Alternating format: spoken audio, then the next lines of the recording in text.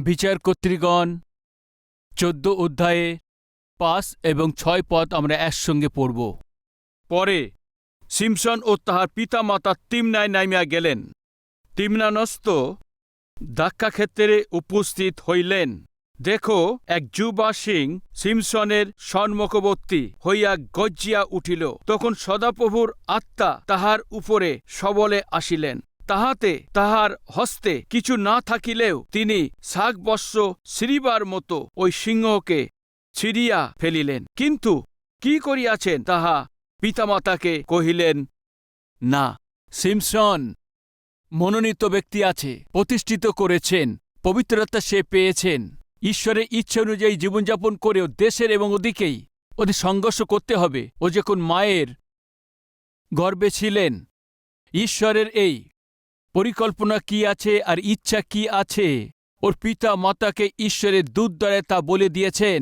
যখন ওনার সন্তান ছিল না, যখন তারা সন্তান ছাড়া দুঃখিত হচ্ছে, মনোহ তার স্ত্রী প্রার্থনা করেছে, পিতা এক পুত্রকে দিন, আমাকে সন্তান দিন, আমাকে সন্তান দিন। উনার প্রার্থনা ঈশ্বর শুনেছেন। আজ আমাদের মধ্যে কেউ আছেন কি যা সন্তান নেই? চিন্তা করবেন না। সন্তানের জন্য যারা প্রার্থনা করেছেন প্রত্যেক প্রার্থনাকেই আমার ঈশ্বর শুনেছেন। সন্তান ছাড়া দুঃখিত হয়েছে আব্রাহাম এবং সারাকে ঈশ্বর ইসাক রূপে পুত্রকে দিয়েছেন। সন্তান ছাড়া দুঃখ পাচ্ছে ইসাক এবং রেবেকাকে ঈশ্বর দর্শন দিয়ে তাদের প্রতিজ্ঞার পুত্রের রূপে ঈশ্বর যাকবকে তাদের দিলেন। সন্তান ছাড়া দুঃখ পাচ্ছে সে হান্নাকেই ঈশ্বর সমুয়েলকে দিয়েছেন। সন্তান ছাড়া যিনি দুঃখ পাচ্ছেন মনোহ তার স্ত্রীদেরকে শক্তিশালী এই সিমসনকে দিয়েছেন। সন্তান ছাড়া যে দুঃখ পাচ্ছে যাকব এবং রাহেলকে ঈশ্বর যোসেফকে দিয়েছেন। সন্তান ছাড়া যারা দুঃখ পাচ্ছে সক্রিয় এবং এলিজাবেথকে ঈশ্বর সেই যোহনকে দিয়েছেন। সন্তান ছাড়া যারা দুঃখ পাচ্ছে, যারা চোখে জল ফেলছে, ঈশ্বর অবশ্যই সন্তান দেবেন। আজ আমাদের মধ্যে কেউ সন্তান ছাড়া দুঃখ পাচ্ছে, স্বামী স্ত্রী থাকেন, তো আপনার যদি সুসংবাদ আছে, যারা ঈশ্বরের কাছে প্রার্থনা করছে সবাইকেই অনুগ্রহ করে তার দয়া দিয়ে সন্তান দিয়েছেন। আবার কিছু কারণ থেকে কিছু সময়ের জন্য কিছু লোকদের জীবনেতে আর ওই সময় কিছু প্রভুর দাসদের জীবনেতে সন্তান নেই। এর কারণ আমি তা জানি না। ঈশ্বরের যে পরিকল্পনা এবং তার ইচ্ছা অনেক সময় আমরা বুঝতে পারি না। কিন্তু বাইবেলে আপনি ধ্যান দিয়ে দেখলে প্রার্থনা করেছে প্রত্যেককেই স্বামী স্ত্রীকে ঈশ্বর সন্তান দিয়েছেন। সাহসে থাকুন, ঈশ্বর আপনাকেও সুন্দর সন্তান দেবেন। শুধু তাই না, সিমসন যেমন শক্তিশালী পুত্রকে ঈশ্বর ওনাদেরকে দিয়েছেন, ওদিন মানহ স্ত্রীকে ঈশ্বরের দূত বলেছেন তোমার একটা পুত্র হবে, ওকে নাসির করে সমর্পণ করতে হবে, ওকে পবিত্র জীবনযাপন করতে হবে। এই জন্য তুমি মায়ের রূপে, ও যখন গর্ভে থাকে তখন তোমাকেও পবিত্র রূপে জীবনযাপন করতে হবে। কোনো অপবিত্র জিনিসকে তুমি স্পর্শ করবে না, এই বলে দিয়ে ঈশ্বর মাকে ঠিক করে নিয়েছে। মাকে ঈশ্বর পবিত্র থাকতে বললেন। এই জন্য গর্ভবতী বোনেরা, আপনার সন্তান আগের দিনেতেই আপনার জন্য আশীর্বাদের কারণ হোক এই চান তো আপনাকে পবিত্র জীবনযাপন করতে হবে। গর্বে যে আছে আপনি বেকারভাবে কথাবার্তা বলা, প্রতিদিন শাশুড়ির সঙ্গে স্বামীর সঙ্গে ঝগড়া করা, রাত দিন সেলিফোনে বেকারে কথাবার্তা বলতে থাকা, রাত দিন টিভি সিরিয়ালকে দেখতে থাকেন, সময় কাটানো, এমন জীবন একদম কাটাবেন না। অনেক মহিলারা গর্ভবতী থাকা সত্ত্বেও মন্দ ছবি দেখে থাকে আর মন্দ সহভাগিতায় সময় কাটিয়ে থাকে। এ ঠিক নয়। ঈশ্বর মনোহ আর তার স্ত্রীকে ঈশ্বর কি বলেছে জানেন কি? তোমাদের পবিত্র জীবনযাপন করতে হবে। একটা বাক্য পড়ব, আসুন, 13 অধ্যায় 3 পদে। পরে সদাপ্রভুর দূত সেই স্ত্রীকে দর্শন দিয়া কহিলেন, দেখো, তুমি বন্ধা, তোমার সন্তান হয় না, কিন্তু গর্ভধারণ করিয়া পুত্র প্রসব করিবে। হতে পারে এই বাক্যের দ্বারা ঈশ্বর আপনাদের সঙ্গে অনেকেই কথা বলছেন। তুমি বন্ধা আছো, তোমার সন্তান নেই, কিন্তু গর্ভধারণ করিয়া পুত্র প্রসব করিবে। অতএব সাবধান, দ্রাক্ষারস কি সুরা পান করিবে না এবং কোনো অশোষী বস্তু ভোজন করিও না। কারণ দেখো, তুমি গর্ভধারণ করিয়া পুত্র প্রসব করিবে, আর তাহার মস্তকে খুর উঠাইবে না, কেবল সেই বালক গর্ভ হইতে ঈশ্বরের উদ্দেশ্যে নাসরীয় হইবে, এবং সে পলিষ্ঠদের হস্ত হইতে ইসরায়েলকে নিস্তার করিতে আরম্ভ করিবে। তোমার পুত্রকে আমি ব্যবহার করতে চলেছি, তোমারই পুত্রকে আমার জন্য প্রতিষ্ঠিত করতে চলেছি, তোমারই পুত্রকে আমার জন্য আলাদা করতে রেখেছি। এই জন্য মাকে রূপে তোমার বিশেষ জীবনযাপন করতে হবে। আমার সন্তানকে ঈশ্বরের জন্য ব্যবহৃত হতে হবে, আমার সন্তানকে ব্যবহৃত যোগ্য হতে হবে, আমার সন্তানকে পবিত্র জীবনযাপন করতে হবে। আশা করছেন যদি পিতামাতা আছেন একবার হাত দেখাবেন। আমার সন্তানকে পবিত্র জীবনযাপন করতে হবে, আমার সন্তানকে সেবা করতে হবে, আমার সন্তানকে ব্যবহৃত হতে হবে, আমার সন্তানকে ব্যবহার হবে এমন পিতামাতা ভাবছেন, একটু হাত দেখাবেন। তবে আপনারা প্রথমেই পবিত্র জীবনযাপন করুন। প্রথমে আপনি প্রভুর জন্যে সাক্ষ্যের জন্য চলুন। প্রথমে আপনি বিশেষ জীবনযাপন করুন। প্রথমে আপনার ব্যবহারকে প্রভুকে দেখান। পিতা যা করেন তা পুত্র দেখেন, ওই পুত্র করেন। মা যা করে থাকে ওই মেয়ে তা করে।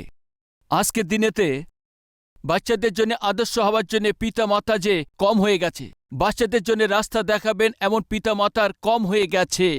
পবিত্র আত্মা জীবনযাপন করে যে, প্রার্থনাশীল জীবনযাপন করে যে, প্রেমের মধ্যে চলেন যে প্যারেন্টসদের মধ্যে আজ কম হয়ে গেছে। আমার সন্তান ঠিক থাকতে হবে, আমার বাচ্চাকে পাল্টাতে হবে, আমার সন্তানকে ঈশ্বরের জন্য ব্যবহারযোগ্য হতে হবে। আশা করছেন যে পিতা মা আপনি কেমনভাবে চলছেন একবার চিন্তা করুন। ওই দিন ঈশ্বর স্পষ্টভাবে মাকে বলেছে, তুমি সাবধানে থাকো, তুমি পবিত্র থাকো, তুমি আলাদা থাকো, তুমি পবিত্রতায় জীবনযাপন করো। ফলস্বরূপ তোমারই সন্তান আমার জন্য প্রতিষ্ঠিত হবে, আমার জন্য আলাদা হবে, আমার সেবাতে সে ব্যবহৃত হবে।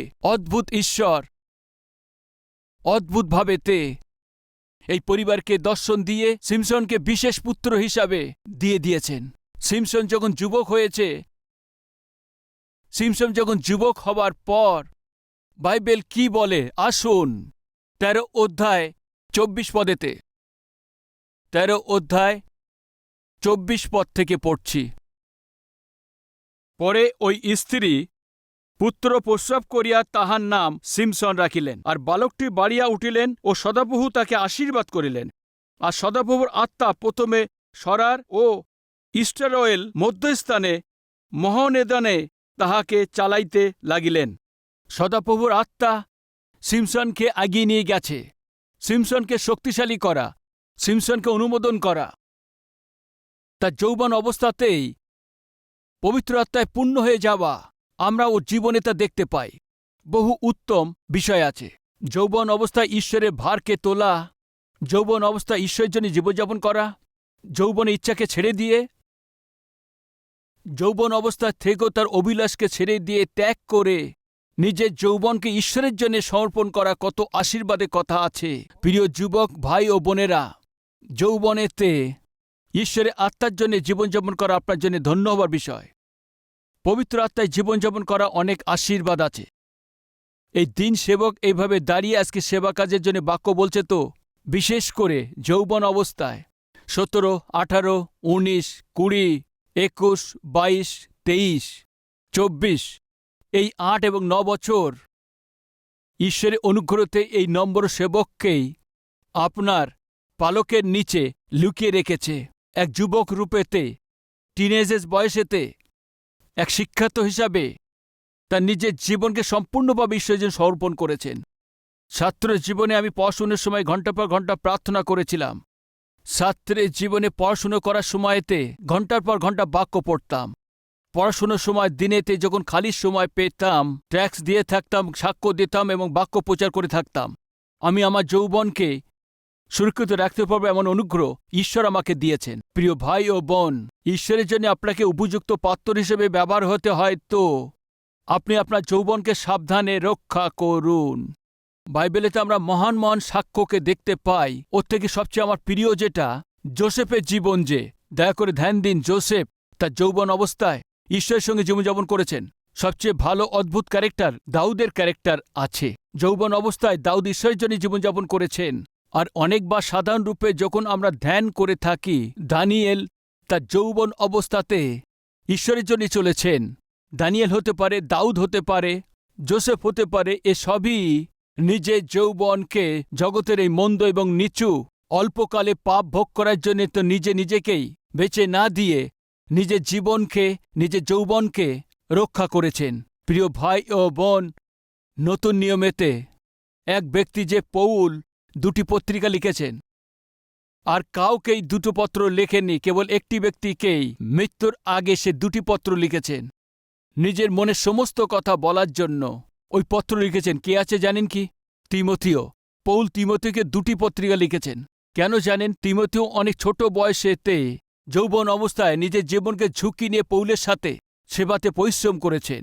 যৌবন অবস্থায় যিশুর ভারকে তুলে নিতে তিমথিওকে পৌল অনেক প্রেম করে 2টি পত্রিকা লিখেছেন। পৌল তার জীবনের শেষ পত্রিকাটা কাকে লিখেছে জানেন কি? তিমথিওকে। তিমথিও এর 2য় পত্রিকা পৌল যে লিখেছে সে শেষ পত্রিকা ছিল। ওর মৃত্যুর আগেতে ওর নিজের মনে সমস্ত কথা তিমথিওকে বলেছেন, কেননা তিমথিও এত অদ্ভুত আত্মিক ছিলেন, কিন্তু শুনুন, যুবক ছিলেন। যুবক ভাই ও বোনেরা, নিজের যৌবনকে রক্ষা করুন। যৌবন অবস্থায় ভুল পথে পা দিলে, ভুল কাজ করলে বিপদে বাঁচতে পারবেন না, ভুলবেন না। এখন আমি যে যুবকের কথা বলছি, ওই যুবক কি ভুল করেছে আজকে আপনার সামনে বলতে চলেছি। সাবধান! আপনি কোন রাস্তা দিয়ে যাচ্ছেন, কোন মার্গ ধরে চলেছেন, ওই রাস্তাতে আপনার জন্য বিপদ লুকিয়ে আছে, এই কথাকে আপনি ভুলবেন না। সাধারণভাবে আমরা 3টে পথ ধরে চলে থাকি। প্রথম, বিবাহ; দ্বিতীয়, সেবাকাজ; তৃতীয়, সামান্য জীবনের যাত্রা।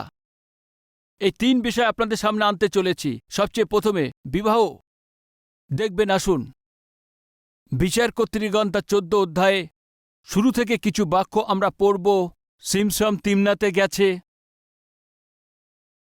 আর তিমনাতে এক পলিষ্টীয় কন্যাকে দেখেছেন। 14 অধ্যায়ে প্রথম পদ, 14 অধ্যায়ে দ্বিতীয় পদ, 14 অধ্যায়ে পঞ্চম পদ। এই 3 পদেতে আমরা কি দেখতে পাই? সেখানে তিমনাতে গিয়েছে এমন দেখতে পাই। বাংলাতে তিমনায় নামিয়ে গেলেন, কিন্তু ইংরেজিতে he went down to Timnah. He went down to Timnah. ওখানে তিমনাতে নামিয়ে গেলেন এমন ইংরেজিতে আছে। তিমনাতে নামিয়ে গেলেন। তিমনা পলিষ্ট দেশের একটা গ্রাম আছে। তিমনা ঠিক নয়। তিমনা একটি ভালো জায়গা নয়। ওখানে সাধারণভাবে বেশ্যাদের থাকার যে জায়গা আছে, ঘোরার সেই জায়গা আছে। সিমসনকে ঈশ্বর পবিত্র জীবনযাপনের জন্য যে আলাদা করে রেখেছিলেন, প্রভুর জন্য ব্যবহৃত হওয়ার দরকার ছিল। এইভাবে সিমসনকে তিমনা যেমন অপবিত্র স্থান আছে, ওখানে কি কাজ আছে? কেন গেছে ওই রাস্তাতে? কেন যাচ্ছে আর ওই দিকে? সিমসন কেন ওখানে যাচ্ছে? দয়া করে শুনুন। আজ আমাদের অনেক লোক পবিত্র জীবনযাপন করতে হবে, প্রভুর জন্য ও জীবনযাপন করা দরকার, পাপের স্থানেতে ঘুরছে। সাবধান! ওই পথেতে বিপদ লুকিয়ে আছে। তিমনাতে গিয়েছে, এক কন্যাকে দেখেছে, তাকে প্রেম করেছে, আর ওর প্রেমেতে পড়ে গেছে। ঘরে এসে তার পিতা মাতাকে বলছে, আমি একটা মেয়েকে প্রেম করছি। কে আছে ও? পলিষ্টদের মেয়ে আছে। পিতা মাতা বললেন, পলিষ্টীয় ঈশ্বরের বিরুদ্ধে আছে, ঈশ্বরে বিশ্বাস করে না, পরজাতীয় আছে। দেখবেন, আসুন দ্বিতীয় পদ থেকে। পরে ফিরিয়া আসিয়া আপন পিতামাতাকে সংবাদ দিয়া কহিলেন, আমি তিমনায় পলিষ্টীয়দের কন্যাদের মধ্যে একজন রমণীয়কে দেখিয়াছি, তোমরা তাহাকে আনিয়া আমার সহিত বিবাহ দাও। তখন তারা পিতামাতাকে তাহাকে কহিলেন, তোমার জ্ঞাতিগণের মধ্যে ও আমার সমস্ত স্বজাতির মধ্যে কি কন্যা নাই যে তুমি অছিন্নতক পলিষ্টীয়দের কন্যা বিবাহ করিতে যাইতেছ? সিমসন পিতাকে কহিলেন, তুমি আমার জন্য তাহাকে আনাও, কেননা আমার দৃষ্টিতে সে মনোহরা। এ কি হচ্ছে পুত্র? তোমাকে মনোনীত করেছে, তোমাকে প্রতিষ্ঠিত করেছেন, তোমাকে প্রভুর জন্যই জীবনযাপন করতে হবে। বিবাহের জন্য কি হয়েছে এই ভুল পথে? বিবাহের জন্য কেন তুমি ভুল করছ? তুমি যে কন্যাকে পছন্দ করেছ ও পরজাতীয় আছে, পলিষ্টদের মেয়ে আছে আমাদের মধ্যে। সদাপ্রভুকে ঈশ্বর রূপে যে আরাধনা করছে আমাদের মধ্যে, মেয়েকে পছন্দ করে বিবাহ দিয়ে দাও, খুশিতে করে দেব। অছিন্নতকরা ঈশ্বরে কোনো কিছু মূল্য রাখে না। তারা যে পলিষ্টীয় কন্যাকে বিবাহ করে দাও বলেছে, ওর সঙ্গে বিয়ে করব বলছো। আমার কথা শোনো না, শুনবো না। দয়া করে পুত্র শোনো আমার কথা। না, শুনবো না। কি আছে এই জেদ? ও মেয়ে আমার পছন্দ আছে, ওর সঙ্গে আমি বিবাহ করব, ওই কন্যার সঙ্গেই বিবাহ করব।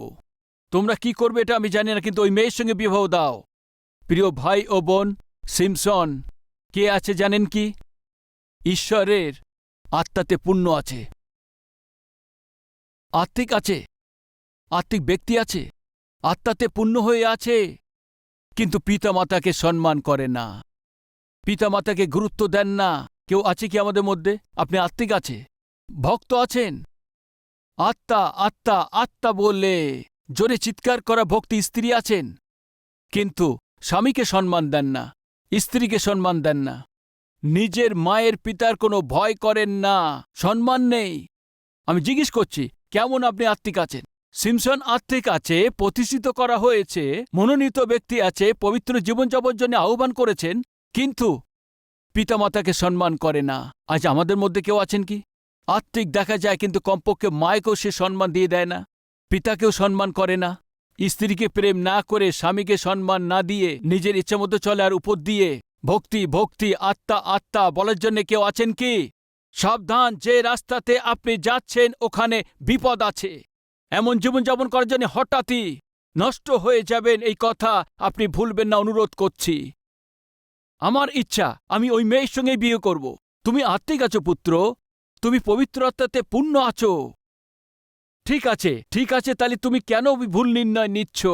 আত্মা আত্মা আছে, আত্মিকতা আত্মিকতায় আছে, আমার ইচ্ছা আছে। এমনভাবে হয় না। বাইবেল বলে দেয় একজন দুজনের স্বামীকে এক সেবা করতে পারে না। না হয়তো ঈশ্বরের দিকে আপনাকে থাকতে হবে, নালে শয়তানের দিকে। রবিবারের দিন ঈশ্বরের দিকে থাকবো, আর সোমবার থেকে শনিবার পর্যন্ত শয়তানের দিকে থাকবো। তাহলে শুনুন, বিপদের রাস্তাতে আপনি তাহলে চলছেন। এই রাস্তাতে আপনার চাইতে বেশি বিপদ লুকিয়ে আছে, এটা আপনি ভুলবেন না। বিবাহের বিষয়েতে সিমসন বিবাদ করছে, পিতা মাতাকে কাঁদাচ্ছে। আজকে আমাদের মধ্যে কেউ ভাই বোন আছে কি বিবাহের বিষয় নিয়ে পিতা মাতাকে কাঁদাচ্ছেন? যে লোকেরা ওদেরকে শান্তি বন্ধ করে দিচ্ছেন, এমন আছে কি? সাবধান, এ ভালো নয়। পিতা এবং মাকে কেমনভাবে ম্যানেজ করেছে জানা নেই। এই দিনেতেও কিছু ছেলে মেয়েরা কি করেন জানেন কি? ওই মেয়ের সঙ্গে যদি বিবাহ না দেন আমি বিষ পান করে মারা যাব। ওই ছেলের সঙ্গে যদি আমাকে বিবাহ না দাও তবে বিষ পান করে মারা যাব। ব্ল্যাকমেল করছে। আমাদের সামনে মরলে ভালো হয়। কোনো ছেলেদের সঙ্গে কোনো মেয়েদের সঙ্গে বিবাহ করাতে অন্তত বেঁচে থাকবে, আমরা সামনে তা দেখতে পাবো। এই ভাবনা নিয়ে প্যারেন্টস কি করে? শেষে রাজি হয়ে যায়।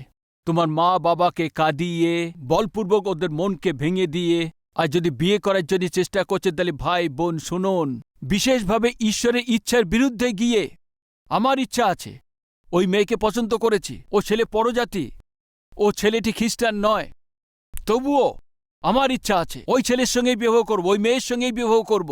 বিবাহের বিষয় নিয়ে ঈশ্বরের বিরুদ্ধে গিয়ে নির্ণয় নেওয়াতে বিপদ আছে। আপনি যে রাস্তাতে যাচ্ছেন ওখানে বিপদ আছে। শেষেতে মাতা পিতাকে রাজি করিয়ে নিয়েছে, মানিয়ে নিয়েছেন, আর নিয়ে যাচ্ছে ওখানে, তিমনাতে নিয়ে যাচ্ছে। একসময় সেখানে একা গিয়েছে। ভাই, পলিস্টীয়দেরকে নষ্ট করার দরকার ছিল সিমসনকে। ওদের সঙ্গে সম্পর্ক জুড়তে পিতা মাতাকে সেখানে নিয়ে যাচ্ছে। পলিস্টীয় দেশেতে কত মন্দ কথা আছে। পলিস্টীয়দের হাত থেকে ইসরায়েলদেরকে মুক্ত করতে, পলিস্টীয়দের নষ্ট করে ইসরায়েলদেরকে রক্ষা করার জন্য ঈশ্বর সিমসনকে শক্তি দেওয়াতে, নিজের বলকে ঈশ্বরের জন্য ব্যবহার না করে, নিজের যৌবনকে ঈশ্বরের জন্য ব্যবহৃত না করে, ভালোবাসা ভালোবাসা বিবাহ বিবাহ বলেই ঈশ্বরের ইচ্ছাকে ও অবহেলিত করেছেন। কেউ আছে কি আমাদের মধ্যে? সব বিষয় ঈশ্বরের ইচ্ছা বলেন, কিন্তু বিবাহ বিষয়ে তিনি না করেন। সব বিষয় ঈশ্বরের ইচ্ছা বলে থাকেন, কিন্তু ব্যবসার ব্যাপারে তিনি না বলেন। সব ব্যাপারে ঈশ্বরের ইচ্ছা বলে থাকেন, কিন্তু চাকরি বিষয়ে বলেন না। সব ব্যাপারে ঈশ্বরের ইচ্ছা বলে থাকেন, কিন্তু পয়সার ব্যাপারে ঠকিয়ে থাকেন। কেউ আছে কি আমাদের মধ্যে? এ ভালো নয় ভাই। আপনি আপনার নিজের ভুলকে স্বীকার করবেন, ভুল নির্ণয়কে ছেড়ে দিয়ে অনুতাপ করবে কি? হ্যাঁ, যারা বলছে আমার সঙ্গে মিলে প্রার্থনা করবেন, আসুন প্রার্থনা করি।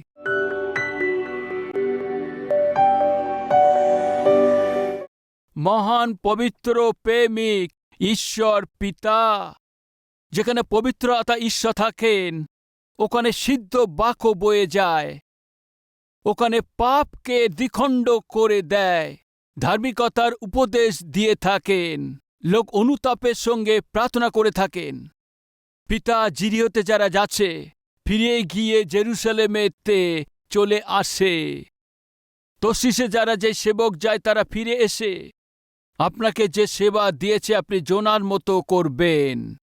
পিতা আজকে আপনার উপস্থিতি যা বলেছে সে প্রার্থনা শুনে সিমসনের সমান ভুলভাবে যে পদক্ষেপ নিয়েছে ভাই বোনদেরকে ক্ষমা করে, পিতা এই সময় ওরা ভুলভাবে পা না ফেলতে পারে বন্ধ করে ওনাদেরকে আপনার দিকে আরো আকর্ষিত করুন। যীশু খ্রিস্টের নামেতে চাইছি পিতা, আমেন।